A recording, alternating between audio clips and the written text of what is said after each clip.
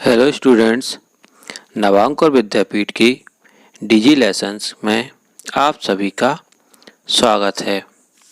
आज हम पढ़ने जा रहे हैं कक्षा 7 का विषय विज्ञान का पाठ 7, जिसका नाम है मौसम, जलवायु तथा जलवायु के अनुरूप जंतुओं द्वारा अनुकूलन। तो आइए हम शुरू करते हैं। दूरदर्शन, रेडियो और दैनिक समाचार पत्रों में भी प्रतिदिन मौसम के बारे में जानकारी दी जाती है, लेकिन क्या आप जानते हैं कि वास्तव में मौसम क्या है? तो इस अध्याय में हम मौसम और जलवायु के बारे में पढ़ेंगे।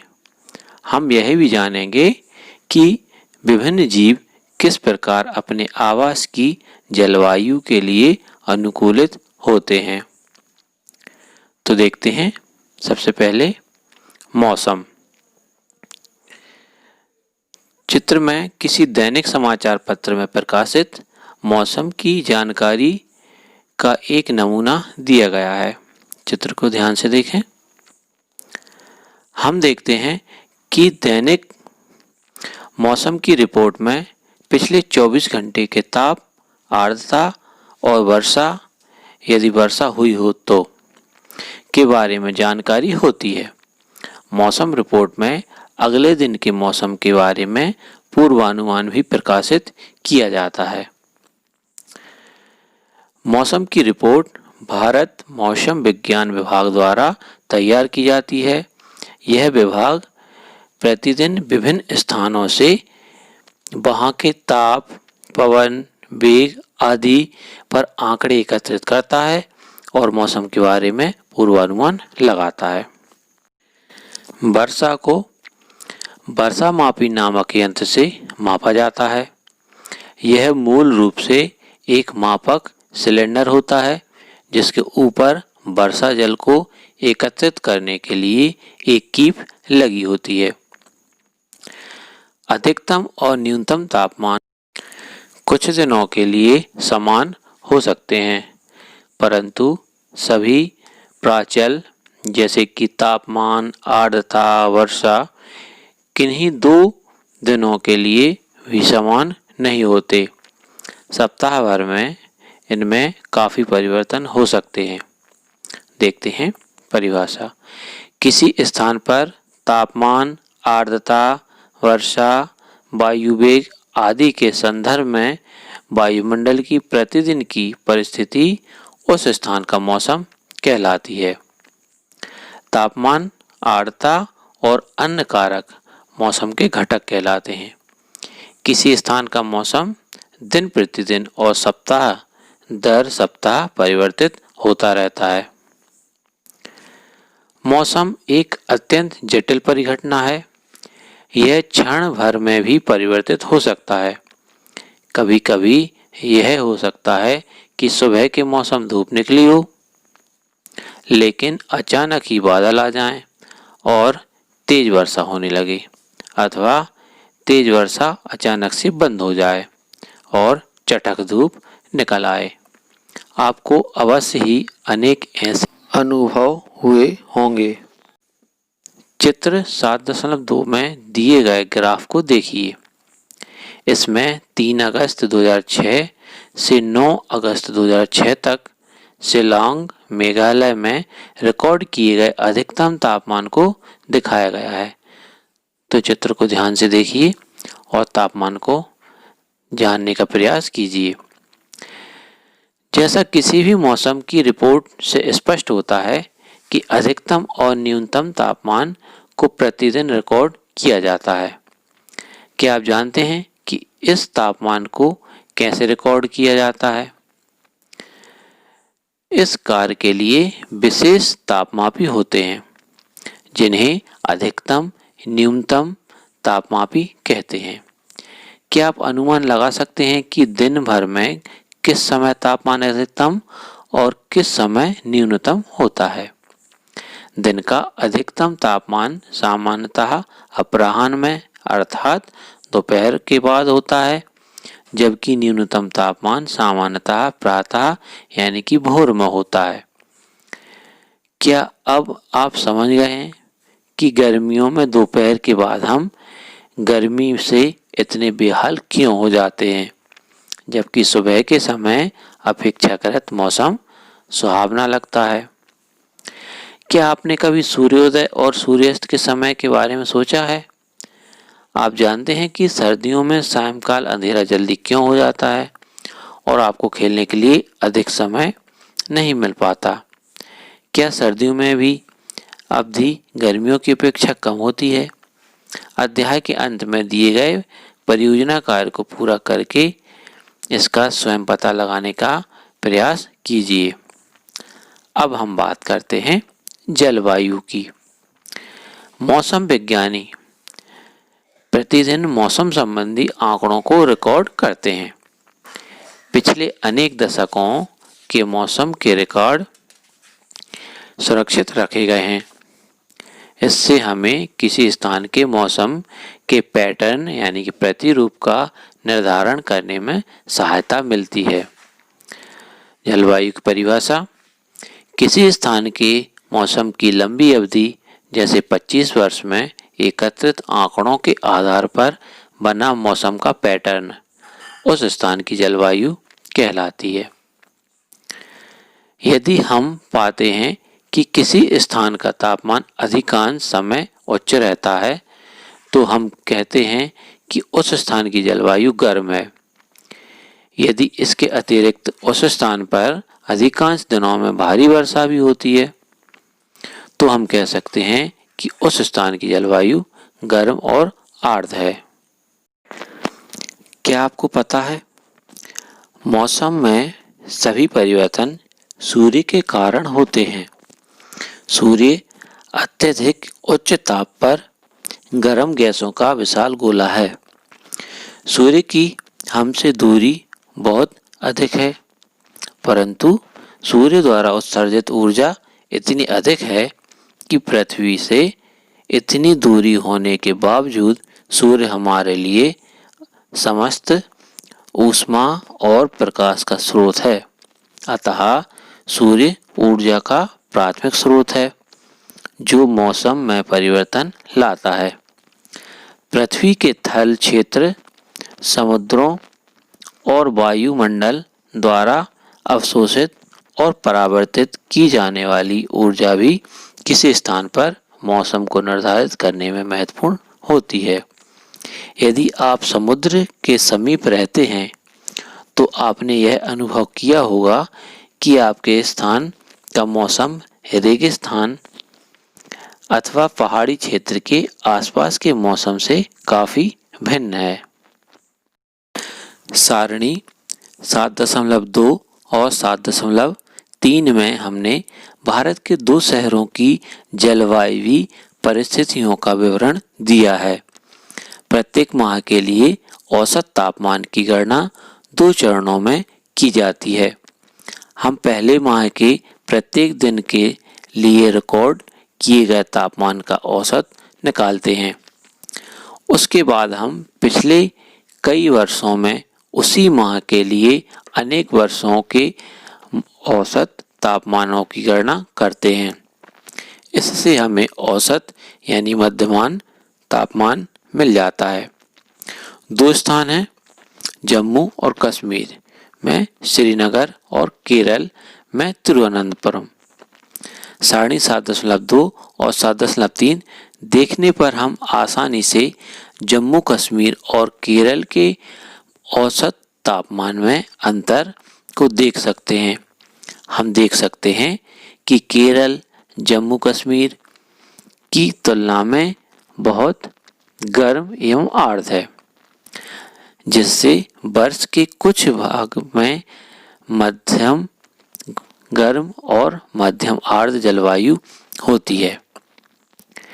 इसी प्रकार के आंकड़े भारत के पश्चिमी क्षेत्रों जैसे राजस्थान के लिए वर्ष के अधिकांश समय औसत तापमान को उच्च दिखाते हैं, लेकिन सर्दियों में जो सिर्फ कुछ माह के लिए होती हैं तापमान काफ़ी कम होता है।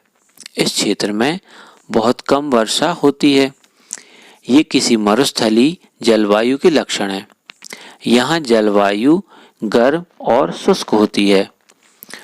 उत्तर पूर्वी भारत में वर्ष के अधिकांश भाग में वर्षा होती है, इसलिए हम यह कह सकते हैं कि उत्तर पूर्व की जलवायु आर्द्र है। अब हम बात करेंगे जलवायु और अनुकूलन की। जलवायु का सभी जीवों पर गहरा प्रभाव पड़ता है। जंतु उन परिस्थितियों में जीने के लिए अनुकूलित होते हैं जिनमें वे रहते हैं। अत्यधिक सर्द और गर्म जलवायु में जीवित रहने वाले जंतुओं में स्वयं को चरम शीत अथवा ताप से बचाने के लिए कुछ विशेष गुण होंगे। वे सभी गुण और लक्षण जो जंतुओं को उनके परिवेश से अनुकूलन में सहायक होते हैं, विकास की प्रक्रिया का परिणाम हैं। छठी कक्षा में आपने कुछ आवासों यानी कि वास स्थानों के लिए जंतुओं के अनुकूलन के विषय में पढ़ा था। जंतुओं के जलवायु परिस्थितियों के लिए अनुकूलन के उदाहरण के रूप में हम केवल ध्रुवीय क्षेत्र और उष्णकटिबंधीय वर्षा वनों में रहने वाले कुछ जंतुओं की चर्चा करेंगे। जैसा कि नाम से स्पष्ट है, ध्रुवीय क्षेत्र ध्रुवों के समीप स्थित होते हैं, जैसे उत्तरी ध्रुव और दक्षिणी ध्रुव। ध्रुवीय क्षेत्र के कुछ परिचित देश Canada, Greenland, Iceland, Norway, Sweden, Finland तथा अमेरिका में अलास्का और रूस में साइबेरियाई क्षेत्र हैं। Bharat, Malaysia, Indonesia, Brazil, Congo, गणतंत्र, केन्या, युगांडा और नाइजीरिया कुछ ऐसे देश हैं जहां उष्णकटिबंधीय वर्षावन पाए जाते हैं। अब बात हम करते हैं ध्रुवीय क्षेत्र की। ध्रुवीय क्षेत्रों में चरम जलवायु पाई जाती है। वे क्षेत्र सदैव बर्फ से ढके रहते हैं और यहाँ वर्ष के अधिकांश भाग में अत्यधिक सर्दी रहती है। ध्रुवों पर 6 महीने तक सूर्यास्त नहीं होता और बाकी 6 महीनों तक यहाँ सूर्योदय नहीं होता है। सर्दियों में तापमान -37 डिग्री सेल्सियस तक हो जाता है। यहाँ रहने वाले जंतु इन चरम परिस्थितियों या स्थितियों के लिए अनुकूलित हो गए हैं। आइए हम ध्रुवीय भालू यानी कि पोलर बियर और पेंगुइन के उदाहरण से यह जानने का प्रयास करें कि वे किस प्रकार वहाँ की जलवायु के लिए अनुकूलित हैं। ध्रुवीय भालू के सारे शरीर पर सफ़ेद बाल यानी कि फर होते हैं, जिससे वे बर्फ की सफ़ेद यानी कि श्वेत पृष्ठभूमि में आसानी से दिखाई नहीं देते। इससे उन्हें अपने परभक्षियों यानी कि शत्रुओं से बचाव में सहायता मिलती है। साथ ही इससे उन्हें अपने शिकार को पकड़ने के लिए सहायता मिलती है। इन्हें चरम शीत में बचाने के लिए इनमें बालों यानी कि फर की 2 मोटी परतें होती हैं। इनकी त्वचा के नीचे वसा की एक परत होती है। वास्तव में ध्रुवीय भालू का शरीर इतनी अच्छी तरह से शीतरोधी होता है कि वे धीमे धीमे चलते हैं ताकि उनके शरीर का ताप आवश्यकता से अधिक ना हो जाए। ये अपने शरीर को बहुत अधिक गर्म हो जाने से बचाने के लिए अक्सर विश्राम करते हैं। गर्म मौसम में भौतिक क्रियाकलापों के बाद ध्रुवीय भालुओं को अपने शरीर को ठंडा करना पड़ता है। अतः ध्रुवीय भालू समुद्री जल में तैरते हैं। ये अच्छे तैराक होते हैं। इनके पंजे चौड़े और बड़े होते हैं, जो न केवल अच्छी तरह से तैरने में इनकी सहायता करते हैं, बल्कि उन्हें बर्फ में चलने में भी सहायक होते हैं। तैरते समय ये अपने नथुनों को बंद करके लंबे समय तक पानी के अंदर रह सकते हैं। ध्रुवीय भालू की सूंघने की शक्ति यानी घ्राण शक्ति तीव्र होती है, जिससे ये भोजन के लिए अपने शिकार को आसानी से खोज व पकड़ सकता है। हम ध्रुवीय भालू के अनुकूलनों को चित्र 7.3 में दिखाए गए प्रवाह चित्र द्वारा आसानी से समझ सकते हैं। देखते हैं चित्र के अनुसार।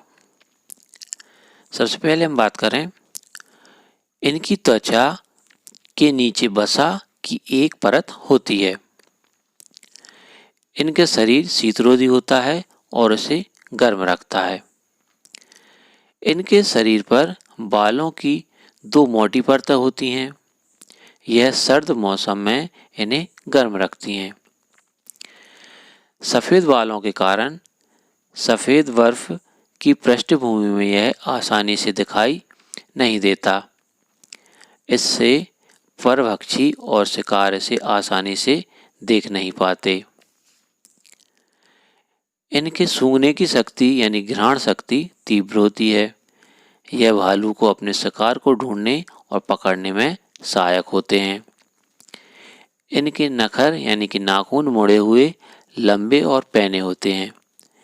यह इन्हें बर्फ पर चलने में सहायक होते हैं। अब हम बात करेंगे ध्रुवीय क्षेत्र में रहने वाले एक अन्य परिचित जंतु पेंगुइन की। तो देखते हैं, ध्रुवीय क्षेत्र का एक अन्य परिचित जंतु पेंगुइन है। चित्र 7.4 में देख सकते हैं। ये भी सफ़ेद यानी कि श्वेत होते हैं और आसानी से बर्फ की सफ़ेद पृष्ठभूमि में मिल जाते हैं। इनके शरीर में भी स्वयं को सर्दी से बचाने के लिए मोटी त्वचा और अत्यधिक वसा होती है। आपने पेंगुइनों के झुंडों के चित्र देखे होंगे। स्वयं को गर्म रखने के लिए ये ऐसा करते हैं। याद कीजिए कि जब आप खचाखच भरे हुए किसी कमरे या हॉल में होते हैं तो आप कितना गर्म महसूस करते हैं। ध्रुवीय भालू की तरह ही पेंगुइन भी अच्छे तैराक होते हैं। इनका शरीर धारा रेखीय होता है और इनके पैरों में जाल जैसा बना होता है, जिससे ये अच्छे तैराक होते हैं। चित्र में देख सकते हैं आप इनके पेंगुइन के पैर। ध्रुवीय क्षेत्र में रहने वाले अन्य जंतुओं में अनेक प्रकार की मछलियाँ, कस्तूरी मृग, रेंडियर, लोमड़ी, सील, भेल तथा अन्य कई प्रकार के पक्षी सम्मिलित हैं। नोट कीजिए कि यहाँ मछली ठंडे जल में लंबे समय तक रह सकती है। वहीं पक्षियों को जीवित रहने के लिए अपने शरीर को गर्म रखना आवश्यक होता है। इसी कारण अनेक प्रकार के पक्षी सर्दियों के आते ही अपेक्षाकृत गर्म स्थानों पर प्रवास के लिए चले जाते हैं। सर्दियां समाप्त हो जाने पर वे पुनः अपने आवास पर वापस लौट आते हैं। शायद आप जानते हैं कि भारत ऐसे अनेक पक्षियों का प्रवास स्थान है। आपने साइबेरियाई क्रेनों के बारे में सुना होगा, जो साइबेरिया में, राजस्थान में भरतपुर और हरियाणा में सुल्तानपुर जैसे स्थानों पर सर्दियों में प्रवास के लिए आते हैं। कुछ पक्षी उत्तर पूर्व के कुछ आर्द्र स्थानों और भारत के कुछ अन्य स्थानों में भी प्रवास के लिए आ जाते हैं। क्या आप जानते हैं, कुछ प्रवासी पक्षी अपने आवास की चरम जलवायु परिस्थितियों से बचने के लिए 15,000 किलोमीटर तक की यात्रा करते हैं। सामान्यतः ये अधिक ऊंचाई पर उड़ान भरते हैं, जहां वायु प्रवाह उड़ान में सहायक होता है और ऊंचाई को शीत स्थितियां उनकी उड़ान पेशियों द्वारा उत्पन्न ऊष्मा का विसरण आसान कर देती हैं।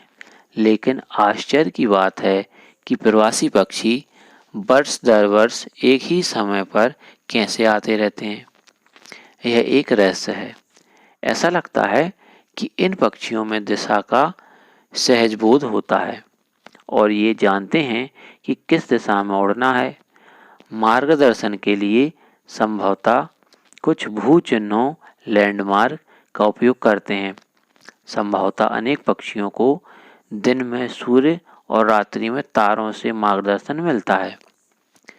इसके भी कुछ प्रमाण हैं कि पक्षी दिशा का पता लगाने के लिए पृथ्वी के चुंबकीय क्षेत्र का उपयोग करते हैं। केवल पक्षी ही ऐसे जंतु हैं जो प्रवास करते हैं। अनेक स्तनधारी जीव, अनेक प्रकार की मछलियों और कीट भी अधिक अनुकूल जलवायु की तलाश के लिए मौसमी क्षेत्र में प्रवास करते हैं। अब हम बात करेंगे उष्णकटिबंधीय वर्षा वनों की। उष्णकटिबंधीय क्षेत्र की जलवायु सामान्यतः गर्म होती है, क्योंकि ये क्षेत्र भूमध्य रेखा के आसपास स्थित होते हैं। सबसे सर्द महीनों में भी तापमान सामान्यतः 15 डिग्री सेल्सियस से अधिक रहता है। गर्मियों में तापमान 40 डिग्री सेल्सियस से अधिक हो जाता है। वर्ष भर दिन और रात की लंबाई लगभग बराबर होती है। इन क्षेत्रों में प्रचुर मात्रा में वर्षा होती है। इस क्षेत्र की एक प्रमुख विशेषता उष्णकटिबंधीय वर्षा वन है। उष्णकटिबंधीय वर्षा वन भारत में पश्चिमी घाटों और आसाम में पाए जाते हैं। इसके अतिरिक्त ऐसे वन दक्षिणी पूर्व एशिया, मध्य अमेरिका और मध्य अफ्रीका में भी पाए जाते हैं। सतत गर्मी और वर्षा के कारण इस क्षेत्र में विभिन्न प्रकार के पादप और जंतु पाए जाते हैं। वर्षा वनों में पाए जाने वाले प्रमुख प्रकार के जंतुओं में बंदर, कपी यानी कि एप्स, गोरिल्ला, चीता, हाथी, तेंदुआ, छिपकली, सर्प, पक्षी और कीट हैं। आइए अब हम गर्म आर्द्र जलवायु के लिए इन जंतुओं के अनुकूलन के बारे में अध्ययन करें। वर्षा वनों में जलवायु परिस्थितियां अनेक किस्मों के जंतुओं की विशाल जनसंख्या के जीवन यापन के लिए अत्यधिक उपयुक्त हैं। चूँकि जंतुओं की जनसंख्या अधिक होती है, अतः उनके भोजन और आश्रय के लिए सघन प्रतिस्पर्धा होती है। अनेक जंतु वृक्षों पर रहने के लिए अनुकूलित होते हैं।